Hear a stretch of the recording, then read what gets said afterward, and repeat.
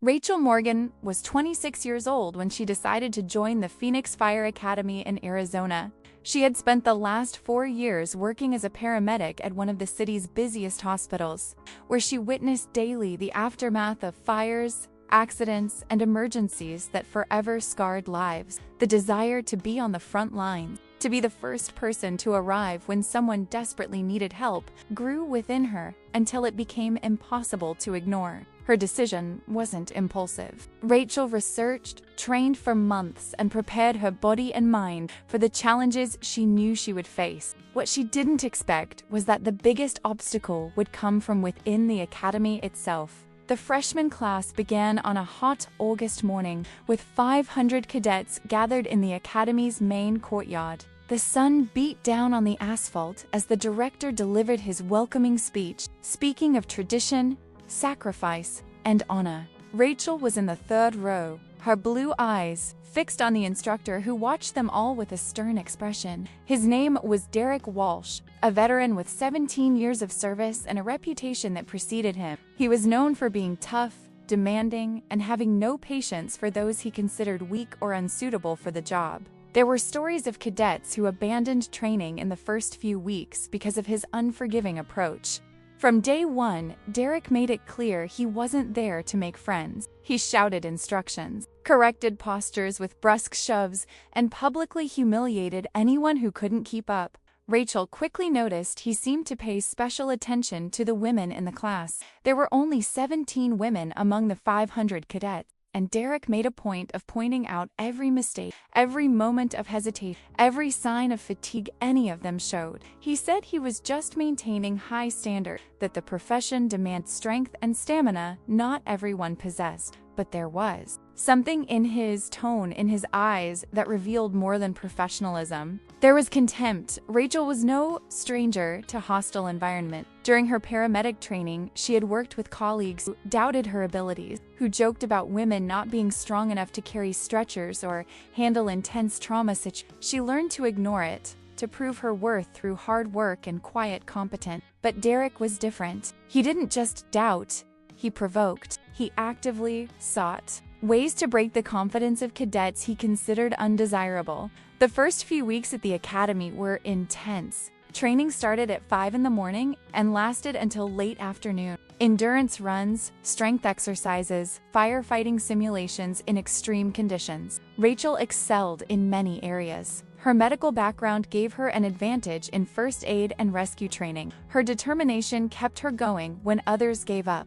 But Derek never acknowledged her effort. When she finished a race among the top 10 out of 500 cadets, he would comment that she had probably taken a shortcut.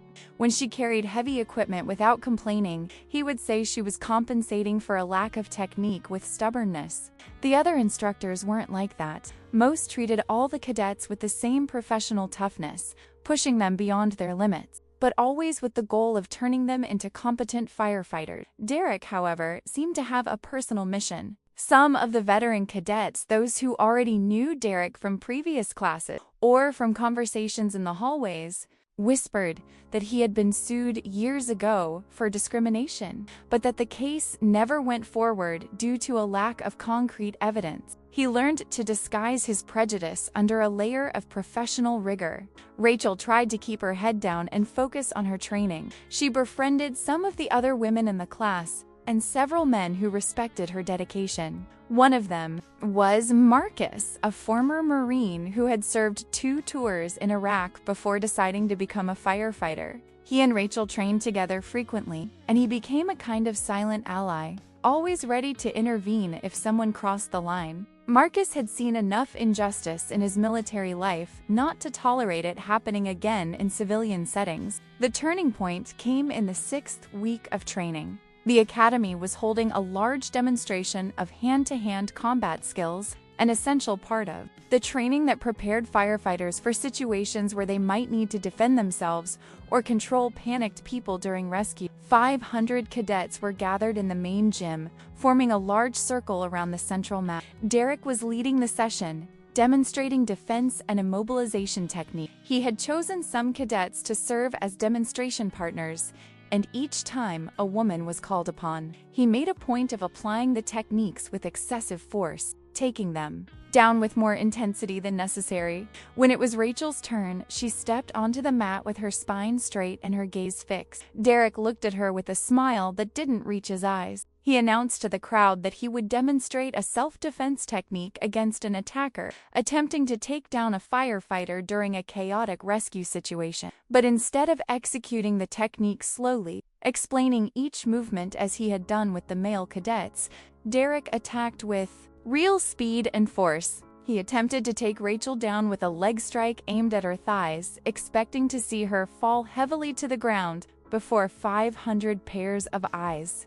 Rachel had practiced Brazilian Jiu-Jitsu since she was 19. She started as a way to defend herself during night shifts at the hospital, where she occasionally dealt with violent patients under the influence of drugs. Over the years, she progressed to earn a purple belt, training 4 times a week even during her most intense shifts. Her instructor always said that jiu-jitsu wasn't about brute force, but about technique, timing, and using the opponent's energy against them. When Derek tried to kick her, Rachel saw the movement unfold as if in slow motion. She didn't think. Her body reacted with the muscle memory of hundreds of hours of training. The moment Derek's foot approached, Rachel moved sideways, grabbed his leg with both hands, and twisted her body with surgical precision. Derek's weight, combined with the momentum of her own attack, worked against him.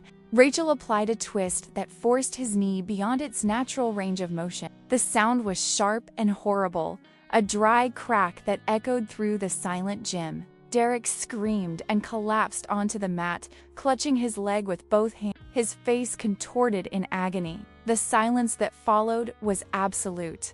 500 cadets stood paralyzed, unable to process what they had just witnessed. The new recruit, the woman Derek had spent weeks trying to humiliate, had broken the veteran instructor's leg in a fraction of a second. Rachel released his leg immediately and took a step back, her hands still raised in a reflexive defensive stance. Her heart was racing, but her expression remained calm. She hadn't meant to seriously injure Derek, only to defend him from the unjustified attack. But the combined force and perfect technique had resulted in real damage. The other instructors rushed to the mat. Someone yelled to call an ambulance. The academy's paramedics arrived within minutes, immobilizing Derek's leg and preparing him for transport. Meanwhile, the academy director, Commander James Sullivan, ordered all the cadets back to their quarters. Rachel was instructed to remain and wait in the administrative office. As she walked through the empty hallways, escorted by 2 silent instructors, she felt the weight of what had happened. Her career as a firefighter could have ended before it even began. In Commander Sullivan's office, Rachel was questioned for hours. She explained exactly what had happened, how Derek had attacked with real force instead of demonstrating proper technique, how her martial arts training had taught her to react instinctively to physical threats. Sullivan listened with an impenetrable expression. He was a man in his 50s, with gray hair and tired eyes that had seen decades of service. He had known Derek for years, knew his reputation, but also knew the limitations of what he could do without concrete proof of misconduct. After Rachel finished her account, Sullivan dismissed the other instructors and closed the door. He sat behind his desk and remained silent for a long moment before speaking. He told Rachel that there were witnesses,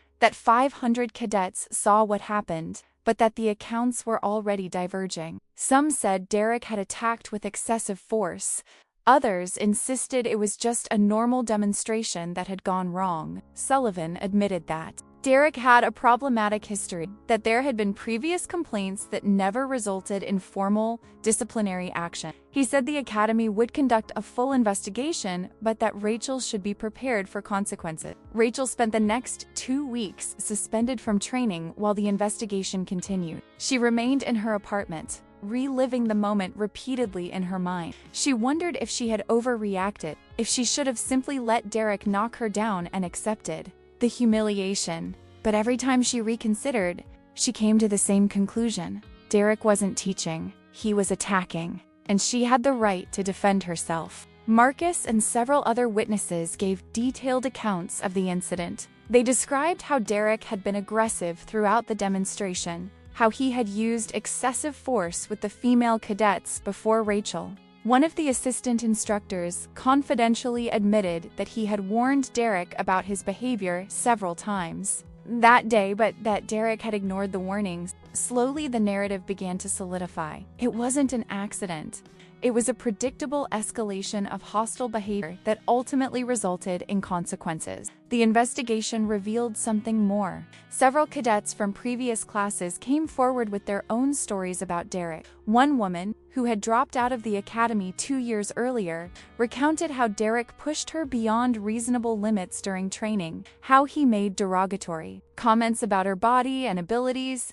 Another cadet described how Derek had deliberately sabotaged his equipment during a fire drill, putting him in real danger. The stories piled up, creating an undeniable pattern of abuse and discrimination that had been tolerated for far too long. Derek was officially dismissed from the academy even before his leg was fully healed. The Firefighters Union tried to fight for his reinstatement, arguing that the incident was merely a training accident, but the amount of evidence against him made the position untenable. Sullivan made a public statement affirming that the academy had zero tolerance for discrimination or abuse, and that changes would be implemented to ensure that no instructor could operate without proper supervision again. Rachel was allowed to return to training. When she entered the academy courtyard for the first time after her suspension, she expected hostility, judgmental stares, perhaps even direct confrontation. Instead, she was greeted with applause. The cadets, especially the women, saw her not as someone who had attacked an instructor,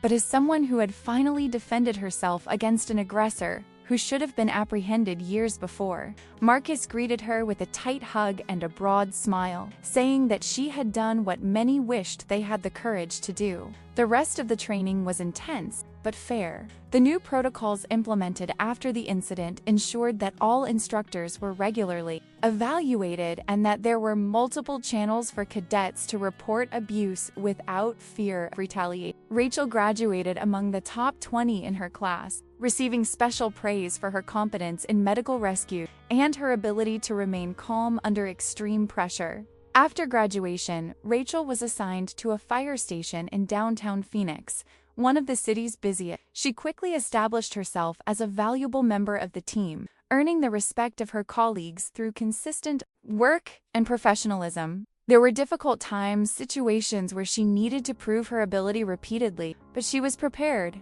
The incident at the academy had taught her that sometimes the only way to change an unjust system is to confront it directly, even when it means risking everything. Derek never returned to fire service. His leg healed, but the injury combined with his age and the controversy surrounding it effectively ended his career. He attempted to sue Rachel for assault, but the case was quickly dismissed when the evidence clearly showed that he had initiated the physical confrontation. In the following years, he disappeared from public life, becoming merely a footnote in the history of the Phoenix Fire Academy. For Rachel, the incident became a defining part of her professional identity. She never spoke about it voluntarily, but when young women interested in becoming firefighters sought her advice, she always told the whole story. She explained that standing up for oneself didn't mean being aggressive or seeking confrontation, but rather having the courage to set clear boundaries and the ability to protect oneself when those boundaries were violated. She emphasized the importance of proper training, not only physical, but also mental and emotional,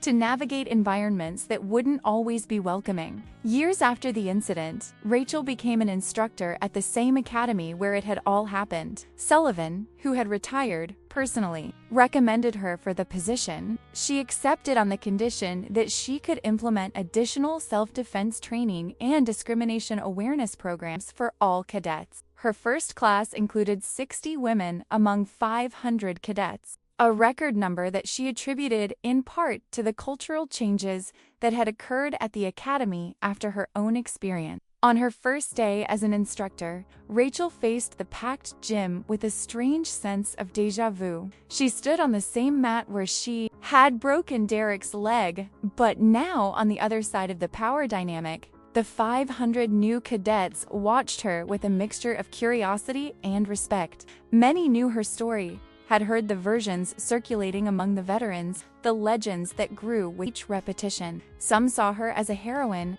others as a controversial figure. Rachel didn't care about either perception. She was there to do a job. Her approach as an instructor was fundamentally different from what she had experienced. She believed in rigorous standards, in pushing cadets beyond their comfort zones, but always with transparency about the objectives and respect for individual dignity. When demonstrating hand-to-hand combat technique, she explained each movement in detail, executed it at a reduced speed first, and always asked her demonstration partner if they were comfortable before applying real force. She treated men and women with exactly the same standards, without favoring or putting anyone based on gender, race, or any other characteristic. But Rachel also didn't tolerate mediocrity. She had seen unprepared firefighters cost lives in real fires. She had witnessed the consequences of inadequate training. When a cadet was repeatedly late, she confronted him directly. When someone didn't fully commit to physical exercises, she explained exactly how that lack of conditioning could result in death under a collapsing roof. She was tough, but fair. Her cadets quickly learned that they could trust her to challenge them honestly without ever intentionally humiliating them. During her second year as an instructor, Rachel developed a specialized mental preparation program for high-stress situations. She brought in veterans who had suffered trauma in service to speak openly about their experiences. She invited psychologists specializing in psychological first aid to teach emotional processing techniques. She implemented realistic simulations where cadets faced scenarios that tested not only their technical skills but also their ability to make decisions under extreme pressure while dealing with victims portrayed by actors who convincingly screamed, cried, and panicked. One of the cadets in that class was a young woman named Jennifer, who was only 21 years old and weighed just over 50 kilograms. From the first day, some of the male cadets openly doubted their ability to carry heavy equipment or rescue adult victims. Jennifer internalized these doubts, beginning to question her own decision to join the academy. Rachel noticed the growing insecurity and called Jennifer aside for a private conversation after a particularly difficult training session. They sat on the steps outside the gymnasium as the Arizona sun began to set, painting the sky with shades of orange and purple. Rachel didn't give empty motivational speeches.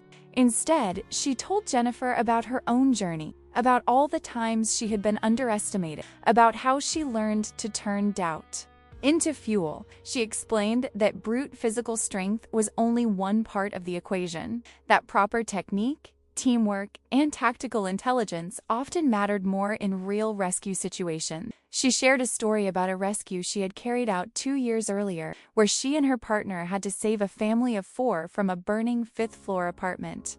Her partner was a 6'3" man with 21 pounds of muscle. But it was Rachel who identified the safest escape route, who remained calm. When the hallway began to collapse, who administered oxygen to the 3-year-old who was choking while her partner carried the adults, Jennifer began training with renewed intensity. Rachel worked with her individually after regular hours, teaching leverage techniques that allowed her to move weights much heavier than her own body, showing her balance points that transformed carrying an unconscious person from an impossible task into a challenging but achievable one. Jennifer didn't suddenly become the physically strongest cadet, but she developed a technical skill and confidence that impressed even her most vocal critics. Rachel's class also included a veteran named Thomas, who had served as a combat medic in Afghanistan. He was 32 years old and bore visible and invisible scars from his wartime experience. Thomas excelled technically in almost every aspect of training, but Rachel noticed worrying signs. During particularly intense fire drills, where dense smoke and extreme heat recreated realistic conditions, Thomas would sometimes freeze completely. His eyes would drift off, and he seemed to be in another place, another time. Rachel recognized the symptoms of post-traumatic stress because she had seen enough patients in the hospital exhibit similar reactions. She approached Thomas sensitively, recognizing that military veterans often resisted admitting psychological vulnerabilities due to the stigma within their communities. Rachel didn't force a conversation, but made it clear that her door was always open. It took 3 weeks before Thomas finally reached out to her. He admitted that certain aspects of the simulations, especially the sound of collapsing structures and the smell of chemical fumes, transported him back to an ambush in Kandahar, where he had lost 3 friends while desperately trying to stabilize them under heavy fire. He said he wanted to be a firefighter specifically because he had saved lives in the past and needed to recapture that sense of purpose, but he was terrified that his PTSD might put others in danger. Rachel connected Thomas with specialized mental health resources for veterans, but also worked with him personally on grounding techniques he could use during dissociative episodes. She modified some of the simulations for him, gradually introducing triggers in a controlled environment, allowing his brain to reprocess the traumatic association. It was a slow and not always linear process. There were sessions where Thomas needed to stop and leave, breathing deeply in the fresh air until the panic subsided. But with each controlled exposure, his tolerance increased slightly. Rachel never lowered the standards for him, but created alternative pathways so he could achieve them despite his specific challenges. Rachel's dedication to her cadets did not go unnoticed among the other instructors. Some admired her, seeing in her a model of modern leadership that balanced empathy with demandingness.